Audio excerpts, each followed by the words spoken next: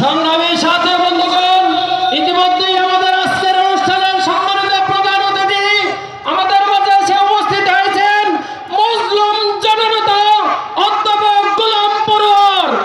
আমরা এই সমাবেশ স্থল থেকে তাকে সংবর্ধনা দিচ্ছি।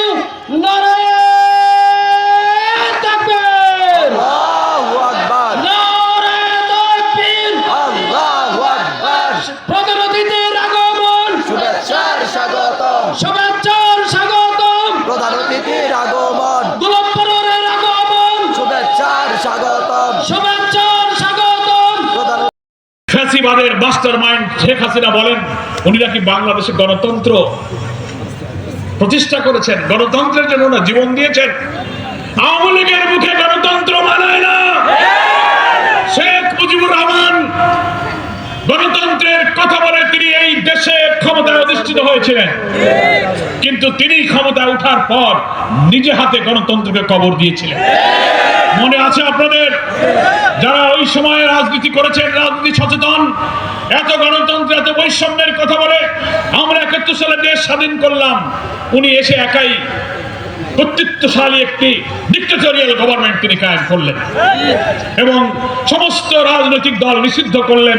উনার পছন্দের একটি দল থাকলো, তার নাম হলো বাকশাল। বাংলাদেশের গণতান্ত্রিক সংবিধানে সকল রাজনৈতিক দল বন্ধ করে একটি দল রাখা, এটা কি গণতন্ত্র? আজকে যারা আওয়ামী লীগের লোকেরা গণতন্ত্রের গান বলেন, গণতন্ত্রের মানসকুণ্য বলেন, জবাব দেন। গণতন্ত্রকে সকল পলিটিক্যাল রাইটকে, আমার right two politics, right two press, freedom of voice, right two human rights সব আপনারা ধ্বংস করেছেন। ফলে আওয়ামী লীগের মুখে গণতন্ত্রের কথা শোভা পায় না। সমস্ত সংবাদপত্র বন্ধ করে শেখ মুজিবুর রহমানের পছন্দ মতো 4টি খবরের কাগজ রেখেছিলেন, আর সব কাগজ বন্ধ হয়ে গেছিল। সংবাদপত্রের স্বাধীনতা বন্ধ করা কি গণতন্ত্র?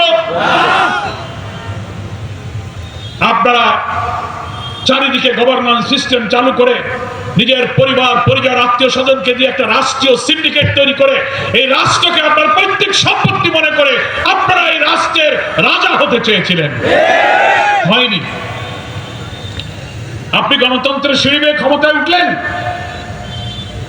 কিন্তু উঠার পরে সেই সিঁড়ি দিয়ে প্রতি 5 বছর পর পর পার্লামেন্টারি ডেমোক্রেসিতে সরকার পরিবর্তনের যে সুযোগ ছিল, জনগণের মতামত নিয়ে জনগণ যাদেরকে চাবে তারা ক্ষমতায় যাবে, আর যাদেরকে চাবে না তারা ক্ষমতায় নামবে, নতুন লোক ক্ষমতায় যাবে। এটাই তো পার্লামেন্টারি ডেমোক্রেসি, এটাই তো বিউটি অফ ডেমোক্রেসি, এটাই তো গণতন্ত্রের সৌন্দর্য। শেখ মুজিব গণতন্ত্র গেলেন, সিঁড়ি দিয়ে উঠলেন ঠিকই, ভোটের কথা বলে গণতন্ত্রে নিয়ে উনি ক্ষমতার সিঁড়িতে উঠলেন। উঠে বাকশাল কায়েম করে সংবাদপত্র বন্ধ করে যে সিঁড়িতে উঠলেন গণতন্ত্রের সিঁড়িটা উনি ফেলে দিলেন। ফলে সিঁড়িটা ফেলে দিলে উনার আর নামার কোনো পথ থাকলো না, নামবেন কি করে? ফলে যেহেতু সিঁড়ি নাই, নামা গেল না, উনি ঢপাস করে পড়ে গেলেন। ঢপাস বোঝেন তো? ঢপাস। তাহলে আপনাদের কিসের গণতন্ত্র? তার কন্যা, উনি মনে করেন খুব বিচক্ষণ পিতার কন্যা, উনি এসে আবার গণতন্ত্রের মানুষ কন্যা সাজলেন। সকল বিরোধী রাজনৈতিক দলের সভা মিটিং মিছিল সবকিছু উনি বন্ধ করে দিলেন। 2-3 আমরা ড্রয়িং রুমে বসে যদি চা খাই, গল্প করি, পুলিশ এসে ধরে নিয়ে যাবে আর বলবে যে আপনারা নাশকতার ষড়যন্ত্র করতেছেন। কি আজব দেশ! মিথ্যা মামলা, সমস্ত খুন হত্যাযজ্ঞের মাস্টার মাইন্ড শেখ হাসিনা সবকিছুকে লুটপাট করে তছনছ করে দিয়েছে। প্রিয় ভাইরা, সংবিধান মানুষকে যে অধিকার দিয়েছে, বাংলাদেশের নাগরিক অধিকার, রাজনৈতিক অধিকার, ভোটাধিকার, আমরা প্রয়োগ করতে পারিনি।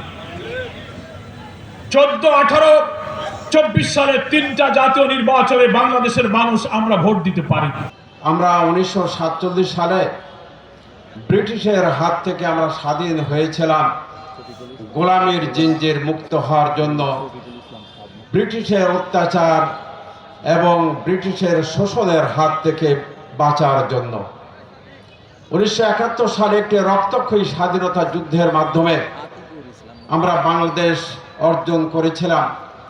সেখানেও ছিল যে পাকিস্তান আমাদেরকে বৈষম্য করে, আমাদের দেশের উপরে শোষণ করে, অত্যাচার করে, অবিচার করে, এবং সেই অবিচার থেকে মুক্তির জন্য, শোষণ বঞ্চনা থেকে মুক্তির জন্য, সাম্য, মানবিক মর্যাদা, ন্যায় বিচার পাওয়ার আশায় এদেশের লক্ষ লক্ষ জনগণ তারা তাদের জীবনকে বিলিয়ে দিয়ে এদেশ স্বাধীন করেছিল।